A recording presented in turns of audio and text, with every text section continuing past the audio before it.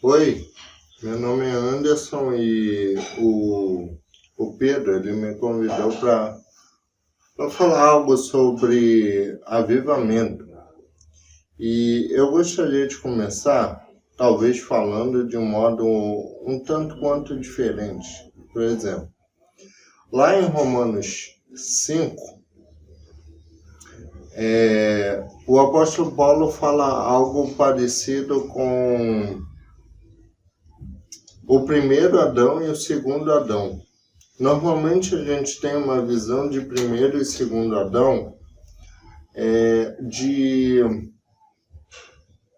o primeiro Adão é uma referência à criação e o segundo também a uma criação e uma nova criação.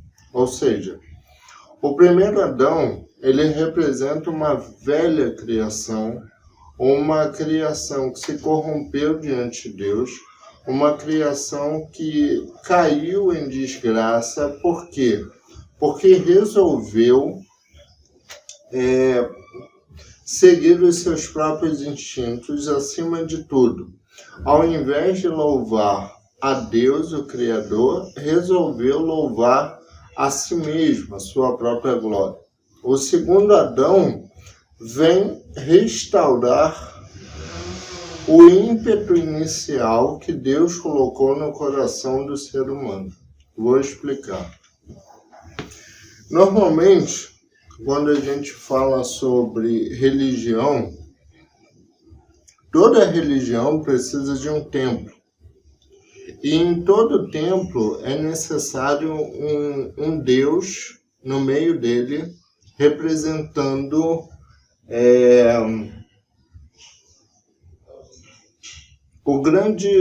representando o poder ou representando o próprio templo em si.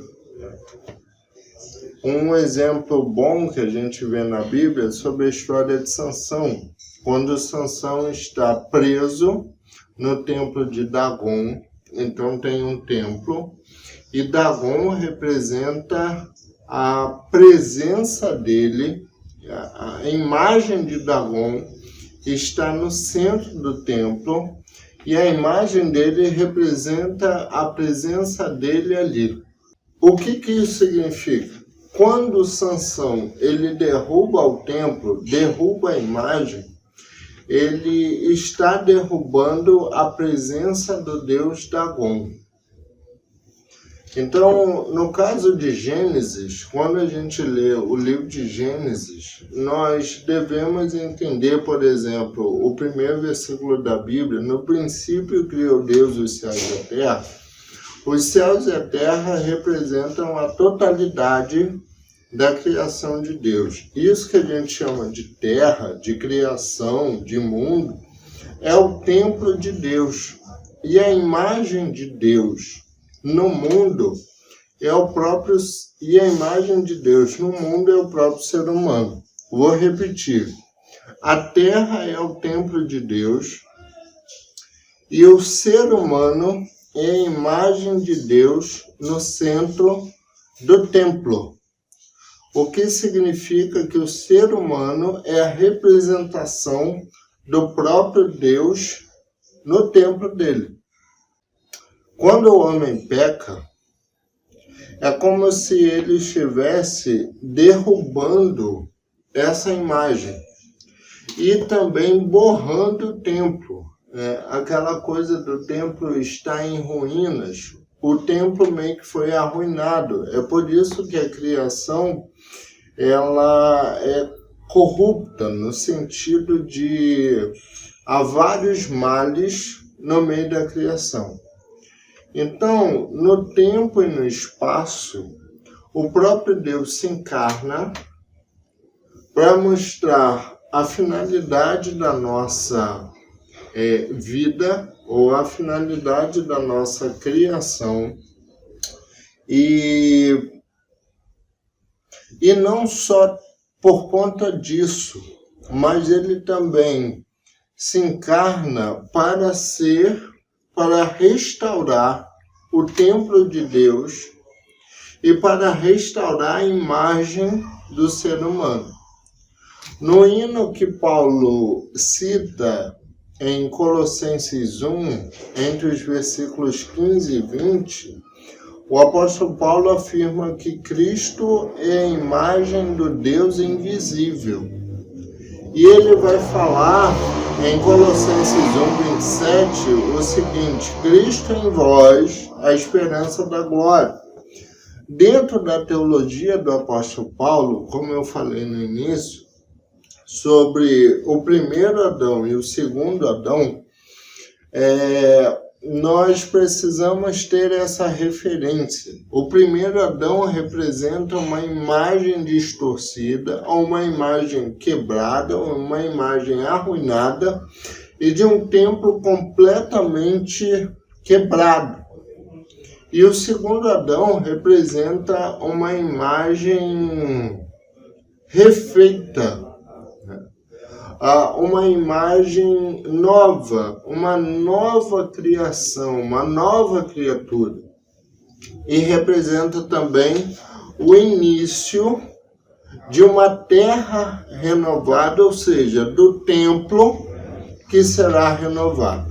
Vai chegar um tempo, naquilo que a gente chama de volta de Cristo, em que totalmente ou absolutamente a terra e até mesmo o ser humano será renovado, e o ser humano, juntamente com Cristo, serão a imagem de Deus reinando ao lado do Pai e do Espírito Santo para todo sempre nesta terra renovada. A grande pergunta é: o que isso tem a ver com avivamento? Quando a gente trata sobre avivamento, a gente está dizendo que tem alguma coisa morta, o que significa que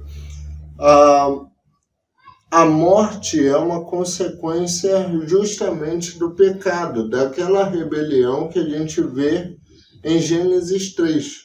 E essa rebelião foi gerada pelo impulso da autonomia e da independência de Deus. Só que o ser humano foi feito para louvor e glória do nome de Deus, o que significa que Deus não descansará enquanto o louvor e a glória dele estiver no centro de tudo.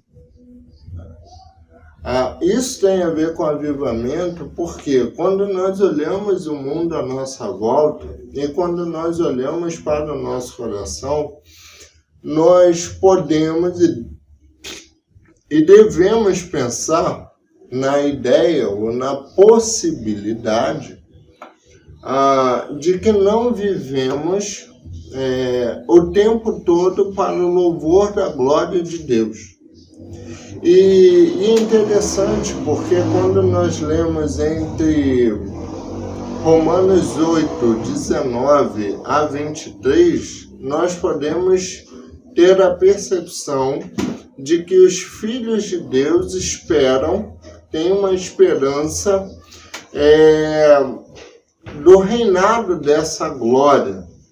E a palavra glória ali em Romanos 8, entre os versículos 19 e 23, tem um significado de serviço, cooperação.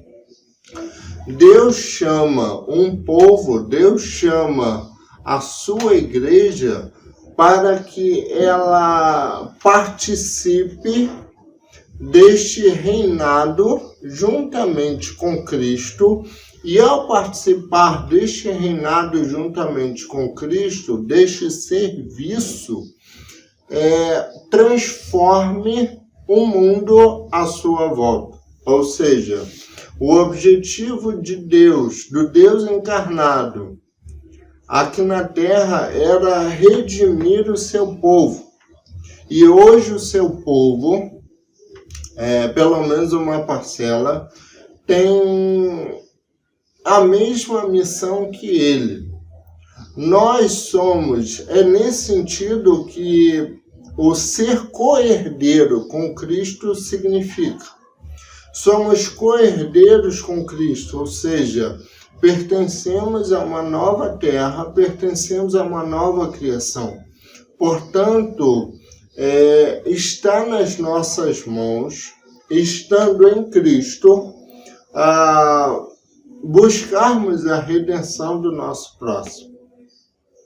E isso começa a partir do momento em que percebemos o nosso desejo por autonomia e independência de Deus. Isso é o que a gente chama de pecado. Precisamos nos arrepender disso. E toda essa vida é gerada por meio da morte e da ressurreição de Cristo. Aliás, a ressurreição de Cristo é o início, é o marco da nova criação. Nós podemos associar a morte de Cristo, pelo menos o sepultamento de Cristo, ao sétimo dia, ao descanso. E a sua ressurreição a uma nova criação, né?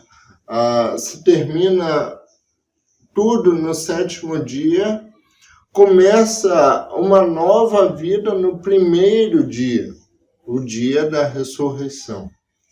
E nós, você e eu, somos convidados a pertencermos a este reino que vem redimindo todos aqueles que se arrependem, como diz João 3,16, porque Deus amou o mundo de tal maneira que enviou o seu Filho único para que todo o que nele crê não pereça, mas tenha vida eterna. Essa vida eterna é a nova criação.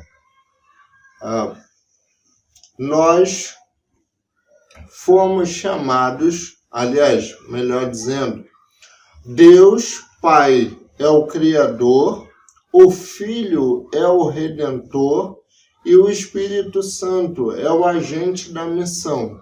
E nós, como igreja, pertencemos a esta missão. Fomos chamados para, juntamente com o Espírito Santo de Deus, aliás, juntos no sentido de sermos a possessão do Espírito Santo de Deus. É nesse sentido que o apóstolo Paulo fala que somos o templo do Espírito Santo, para redimirmos esta terra que está completamente corrompida e gemendo